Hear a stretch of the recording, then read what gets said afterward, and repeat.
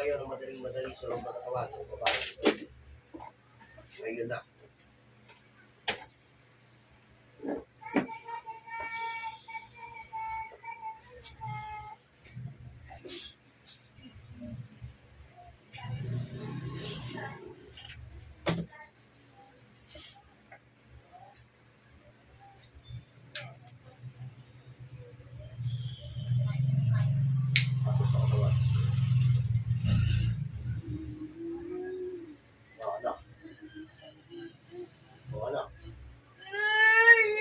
Ano? Ano? Ba't ginawa mo yan? Anong dahilan? Tatanggalin mo na lahat ng kinarga mo sa babae. Sagot! Sige. Gamitin mo kami niyan. Bilis!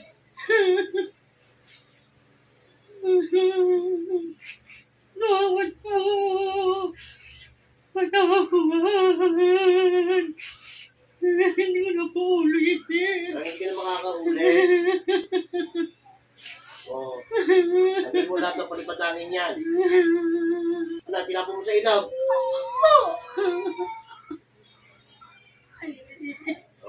Aamin ka rin pala. Hindi harapon mo sa sarili mo. Sige, tanggalin mo na lang yan. Ako nang bahala doon. Nananggal ko na po. Yung nasa ulo niyan, yung sakit ng ulo niya, alisin mo. Tawarin mo ako. Magkano binayad sa iyo? Please, magkano binayad? 300 pesos? Opo. Pag talagang kakagaling ninyo, ano? 300 piso. Inulog mo, nilagay mo sa motit, pinakawala mo sa ilog. O iyang utak niya parang bulilyo. Hinihilo mo araw-araw. Ha? Ha? Ikaw may gawa niyan, ikaw ang panurusahan mo ng gusto. Tawa na po. Humingi na po ng tawad. Oo. Napunta sa'yo, lalaki mo ba eh?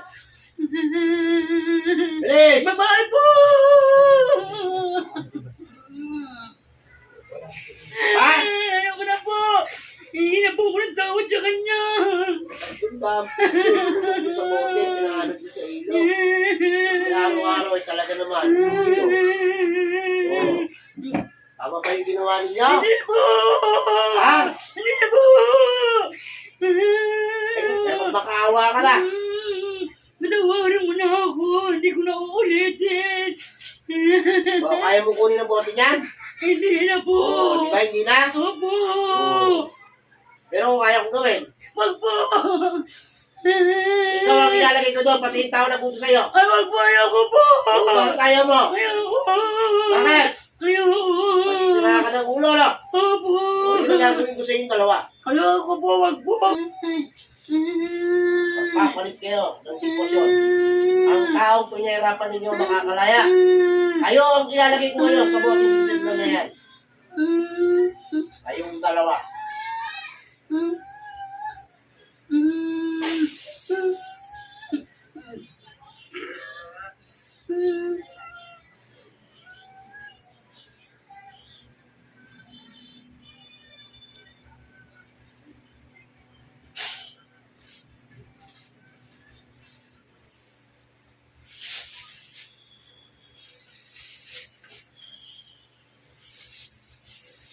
Ilan?